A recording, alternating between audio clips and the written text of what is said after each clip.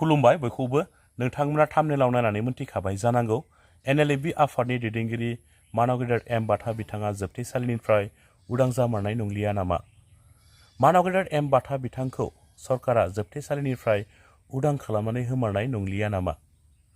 मानव गेदेर M.Bathaनि सायावहाय मोनसे गोदानै केस जाबसिनबावनानै होदों होनना खौरां बिजोङाव रोखायै फोरमायदों NLFB आफादनि मासिगिरि IB बिबुंथिगोरा बिथाङा। बेला तारमाने दिनै दा माबासिमाव माने 5टासिमावबाबो अर्डार मोनहैनायनि चान्सेस दङ आरोखि 99% चान्सेस दङ। बिसानाखि एनआइ केस दङ NLFBनि जानानैहाय बे अर्डारा मोनथ'वाखै आरोखि मोनगोन आरोखि मोननायनिथ' चान्सआ 99%आनो दङ। जिखि जाया खुसिनि बाथ्राया बेनो दा एनआइनि केसाव दा माने जानाखि NLFBफोर फासिना दंमोन बिसोर दा उदां अख्राङाव फैनो हासिगोनानो जाहैबाय। दा आरो मोनसे गेजेराव जाहैबाय जोंनिया दुखुनांथाव बाथ्रा जाहैबाय दिनैनि जारिमिनाव जोंनि M.Batha बिनिखौ तारमाने आरो बे बेल मोनाखिसैलाय बेखौ लाखिबावलायबाय गोदान केसाव। बिनि केसा जाहैबाय 2021नि गसाइगावनि केस जानाय होननानै बिसोर बुंदों। बे मानसिया बेयाव इनभल्भमेन्टआनो गैया।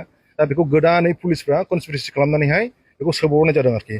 दहाय आं खोन्थाखानोसै जानाखि दिनैनि जानाखि जोंनि आर्मि चिफ M.Bathaखौ लाखिफिननायनि खारना जाहैबाय पलिटिकेल इस्युस थाखागोन बियो 100% बेखौ जों टारगेट खालामना लाबाय। बेखायनो जोङो गभर्नमेन्टजोंहाय जों नन कपारेसन खालामनो थागोन आरोखि जेब्लानासिम जों बेल मोना।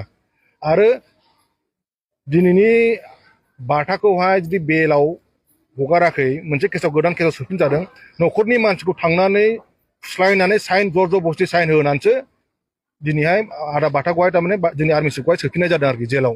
बेखौ रायजो राजाफोरनो आं डाइरेक्ट सिद्दा आं फोरमायहरो। लायग्राया जाहैबाय एडिशनेल SP आजिया गलिनुर क्राइमनि बियो बेनि दैदेननायावहाय आदा बाथाखौ एरेस्ट खालामदों आरोखि लेखायाव देखायनाय मथेबा एडिशनेल SP क्राइमनि आरोखि बे क'क्राझारा।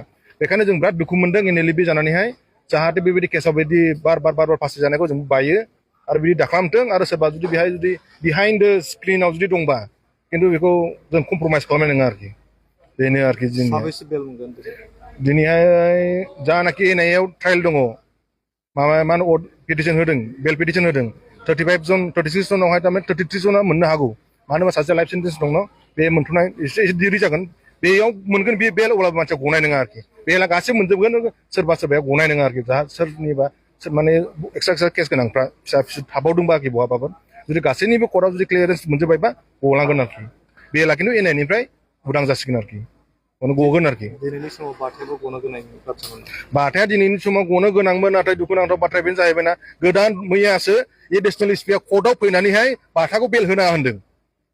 बेखौ जोंनि कर्टनि मानसिया खोन्थादों आरो लोगोसे दहाय फुङाव फैबावबाय जर-जबस्ति न'नि फंबायखौ साइन लाबावबाय जास्टनो खोन्थाहैबाय जास्टनो बुंजाबाय ग्राउन्ड रिपर्टआ मोजां लाबो मानो जानला लाबोलानाय मानो बिदि होफैलाबायदों होनजाबाय थांफिनबाय दाना साइन होआखिसै न'खरनि मानसिया जर-जबस्ति बिदि होगोन बिदि केस लागायगोन होननानै दा जर-जबस्ति माबा होनबाय इमसनेल ब्लेकमेल खालामनानैहाय दा होना होबाय दा माबाखौ मा होनोमोनलाय केसखौ।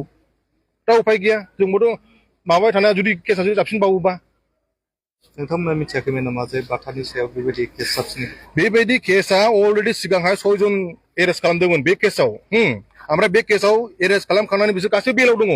बे जुदि 2 बोसोर जाबाय जेलाव थानाया बे केसखौ मानो होआखै सिगां मानो इनभेस्टिगेसन खालामाखै? जेब्ला NIAनि बेला मोनबाय बाथा गलांसिगोन अब्लासो मानोथो होफैबावनांगौ जाखो? बेथ' इनजास्टिस ना टटेलि बे बर'नि एगेन्स्ट थांबाय आरोखि बियो। आरो जायनाखि बिनि बिहाइन्ड द स्क्रिन दंना गवालै सिद्दालै बियो। नोंथांमोना सेटिसफाइड गैया? सेटिसफाइड गैया बोरै जानांगौ जाखो? नोंनि मानसिया जुदि जेलाव थायोबा नों बोरै सेटिसफाइड मोनगोन नामा? रायजो राजाफ्रा बुंगोन सेटिसफेक्सन जानाय नङा होननानै। मा बुंनो लुगैयो BTR सरकार? आंथ' सरकारखौ गासैबो खावलायो आं BTRखौल' खावलायो आं आसाम गभर्नमेन्टखौ खावलायो इन्डियान गभर्नमेन्टखौ खावलायो BTR सरकारखौ गासैबो खावलायो। जोंनि बर'फ्रा जानाखि दावहा नांबोबाय माबा मोनसे मोननो थाखाय दा गासैबो सिस्टेमाव फैजोबबाय दा सोरखौबा दोननाय सोरखौबा बख'नाय बेथ' जानो नाङाना। आं गासैखौबो खावलायगोन आं पार्टिकुलार थोंजों सासेखौल' बुङा दायनिगिरिया गासैबो जायनाखि पावाराव दं बिसोरनिबो दायनिगिरि जागोन जुदि गवाबा जायनाखि पावार गैया नेक्स्टआव फैबा बिसोरबोथ' दायनिगिरि जागोन। ओंखायनो जोंनि बर'फ्रा साफा रेसपन्सिबिलिटि दङ कि मानसिफ्रा गजोबनांगौ बेखौ सान सोरबा BPF नो सोरबा UPPL नो सोरबा APP नो सोरबा BJP नो सोरबा कंग्रेस घन्टा बिदिजों सोलिया